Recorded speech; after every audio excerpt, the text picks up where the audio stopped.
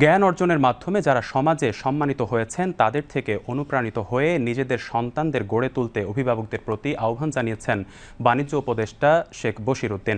তিনি আজ সাতক্ষীরার শ্যামনগরে নূরনগর আশাতলা মাধ্যমিক বিদ্যালয়ের ৭০ বছর পূর্তি উপলক্ষে আয়োজিত অনুষ্ঠানে প্রধান অতিথির বক্তব্যে এই আহ্বান জানান। নূরনগর আশালতা মাধ্যমিক বিদ্যালয়ের সাবেক সহকারী প্রধান শিক্ষক আবু বকর সিদ্দিকের সভাপতিত্বে ৭০ বছরের মিলনমেলা অনুষ্ঠানে মন্ত্রিপরিষদ সচিব ও এই স্কুলের প্রাক্তন ছাত্র ডক্টর শেখ আব্দুর রশিদ, সাবেক সচিব মোহাম্মদ আব্দুল মাজিদ, মাধ্যমিক ও উচ্চ শিক্ষা বিভাগের সিনিয়র সচিব সিদ্দিক জোবায়ের, মহিলা ও শিশু বিষয়ক মন্ত্রণালয়ের সিনিয়র সচিব মমতাজ আহমেদ, খুলনা রেঞ্জের ডিআইজি মোহাম্মদ রেজাউল হক, জেলা প্রশাসক মোস্তাক আহমেদ সহ সাবেক শিক্ষার্থী ও কর্মকর্তাগণ বক্তব্য রাখেন। বাণিজ্য উপদেষ্টা বলেন, নূরনগর স্কুলের ছাত্রছাত্রীরা একদিন দেশের নেতৃত্ব দিবে। মন্ত্রিপরিষদ সচিব ডক্টর শেখ আব্দুর রশিদ কোভিড সংক্রমণের বিষয়ে জনগণকে সচেতন হওয়ার আহ্বান জানান।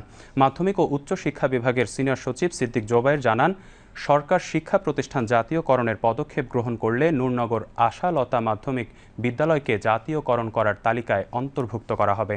৭০ বছর পূর্তি উপলক্ষে আয়োজিত মিলন মেলায় সকাল থেকেই সাবেক ও বর্তমান শিক্ষার্থীদের পদচারণায় মুখরিত হয় বিদ্যালয় প্রাঙ্গণ। দীর্ঘদিন পর বন্ধু বান্ধবদের কাছে পেয়ে আবেগ আপ্লুত হয়ে পড়েন ছাত্রছাত্রীরা। গল্প, আড্ডা আর সেলফিতে মেতে ওঠে সাবেক ও বর্তমান ছাত্রছাত্রীরা। আনন্দের জোয়ারে ভেসে যায় পুরো বিদ্যালয় প্রাঙ্গণ। মিলন মেলা উপলক্ষে সকালে এক বর্ণাঢ্য র্যালির আয়োজন করা হয়।